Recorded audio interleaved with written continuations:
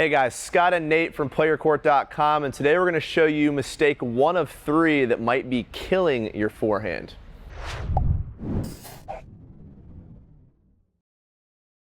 Alright guys, today we're going to cover a mistake you might be making that's just destroying your forehand. This video is for players with a player court rating of 50 to 70. If you're not familiar with our rating system or in our community, then you're dead to Nate. It's not true at all. I love you guys. Nate may love you, but if you're not in our community, you're making a mistake. Join this thing. It's super cheap. It's kind of a no-brainer to jump in this thing. Are you calling them cheap or our product is cheap? Yes. So you're making a mistake. If you're not in this thing and you're trying to improve your tennis game, you're messing up. But if you're not in there, for whatever reason, a 50 to 70 player court rating is the equivalent of about a USTA 3.0 to 4.0. So let's go ahead and dive right in. Nate, what is this massive mistake that a lot of rec players we see make on their forehand? All right, guys, so the big mistake we're focusing on today is the disjointed forehand. We know that joint position is absolutely critical on hitting a proper forehand, and this disjointed forehand is really a product of just poor timing that messes up the tempo and the rhythm of the forehand. So we know with the proper forehand, what we're looking for is the racket take back, the tip of the racket up. The racket is going to be here for a moment, and then it's going to be continuous movement as he loads the hip, it enters the slot, obviously with the lag, and then this is where we're getting most of our power, right? Is like really working through it in one continuous motion. All right, so the way that particular forehand works, it's a lot like a roller coaster, right? So like when the roller coaster is getting up to the top, right, it may pause there. You know, like we've been on roller coasters that kind of torment you at the top, but once that bad boy gets moving, right, there really shouldn't be any slowing down. It's gonna pick up a whole bunch of momentum through the bottom of the bowl. You can imagine this bottom of the bowl surface area, right? And then it's picking up to get through.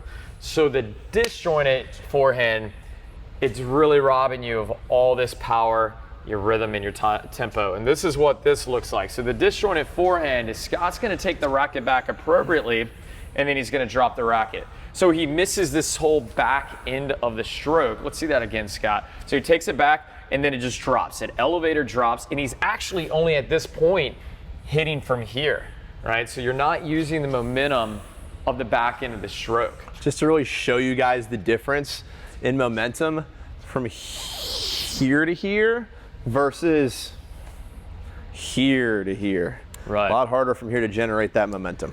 Yeah, I mean, 100%. That is, and that we're just seeing that a lot. So let's maybe examine why this is happening. Some of you are simply just prepping too early, right? And it's like, it's awesome to kind of copy, you know, our hero Serena Williams and on. She has a really early take back, right? I mean, she's truly here for, you know, there's not much of like a unit turn prep and then here. I mean, she immediately gets here with the hand separated. Right. But if you're doing this too early, what ends up happening is like you're waiting and then all of a sudden the racket drops, right? And you've lost that tempo. I know for me too, the mistake that I see, a lot of players I coach are just trying to listen and they're not connecting the dots here, right? Like they know they're supposed to loop, and so they do this, but then they settle in here, not realizing that the whole point of this loop is to start high and take that roller coaster motion and drop in to generate that momentum. So a lot of this is like you're listening, you're just not picking up the cues that we actually want delivered, which is start high, drop in to generate that momentum.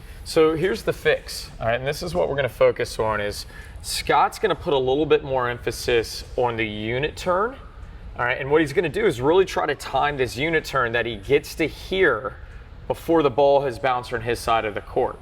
All right, and then as he's ready to perform the stroke, he's halfway there, right? So at this point, now he's through the loop and it's continuous to the ball. So really the fix, I think, is focusing on the unit turn. For sure. Not going all the way to the racket take back, right? And just going, okay, unit turn, the ball is bounced, now I'm working through that timing. And then the tempo, it becomes a lot more fluid through the stroke. Just to clear up confusion too, because in another video we talk about how to add power to your forehand by setting up early. This is what we're talking about. I think a lot of people when they hear set up, they think, I've got to have everything all the way turned back, everything as far back as it's going to go. We just mean be on your way to getting into this fluid motion. You know, we just don't want you setting up so late to the point where the ball bounces and now you're starting to make your unit turn, right? We want to get you halfway there so that it's a fluid motion when it's time to actually strike the ball. All right, guys, so we're gonna jump in. We're gonna demo this a little bit. The first video that we're gonna look at is Scott doing it the wrong way, demonstrating this Coming forehand back too killer. early, dropping too early, and waiting low. Yep. All right, so let's check that out now. Yep. All right, guys, so what you'll see here is even though I start high with a loop, my racket just drops too early, and I'm not able to generate very much momentum because I'm really just swinging low.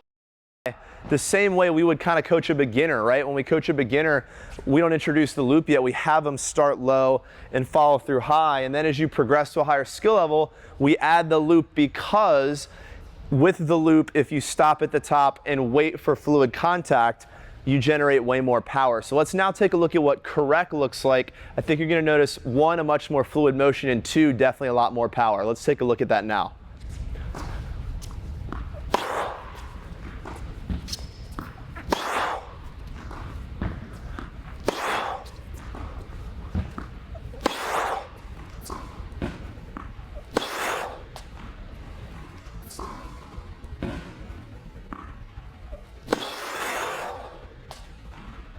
All right, guys, so as you can see, this loop doesn't really do a whole lot for me unless I pause at the top and get that fluid motion. You could see the first example when I dropped too early, all of this was a waste. It didn't do anything. But when I wait here and drop at the appropriate time, I generate a way more fluid stroke. It's also important to know, guys, the forehand game become disjointed at multiple different phases of the stroke, right? Sure. So a lot of times it's exactly what Scott just demonstrated, but sometimes it's actually happening at the unit turn, and this is a bit sooner, of a fake right? out. Even sooner before then. And when I'm working with students trying to implement, the loop, the racket head up, take back, a lot of times I get the fake out where it's the unit turn and then it immediately goes here. So we've cut off the whole kind of loop, the most important part that generates kind of the fluidity to the stroke and the tempo. And this is often where it's unit turn and then straight down, right? So whether it becomes disjointed here or disjointed here, they're both the same problem. I mean, they're basically, You're just robbing yourself of a great fluid motion. 100% right, man. And it's just one of the biggest killers out there. So if you have it, gotta address it. For sure. And guys, as always, Nate and I just want to see you improve your game. This video, as you can tell, is for a very specific skill level. If you're a beginner, we don't even want to talk about this loop yet. And if you're a high level skill, a higher level player, this probably isn't something you're really struggling with anymore. So do us a favor. We want to help your game, and we can help just about every skill level, but we need to know more about you. So do us a favor, click the button or the link below, answer some questions for us about your specific game, and join the Play Your Court community. Inside our community every week, Nate and I send you custom video coaching based on the things that you need to work on at your specific skill level. Not only that, we pair you with evenly matched players in your area so you can get out on the court, practice this stuff, play some matches. There's even a league component if you're competitive like my man Nate here. So I like to compete. Press the button, link below, answer some questions, jump in our community. We'd love to have you. Also, if you like this video, definitely press like below. If you have anything you want to see, comment, and definitely subscribe to our channel to make sure you never, ever miss Nate's face. Ever. We'll see you guys soon. Ever again.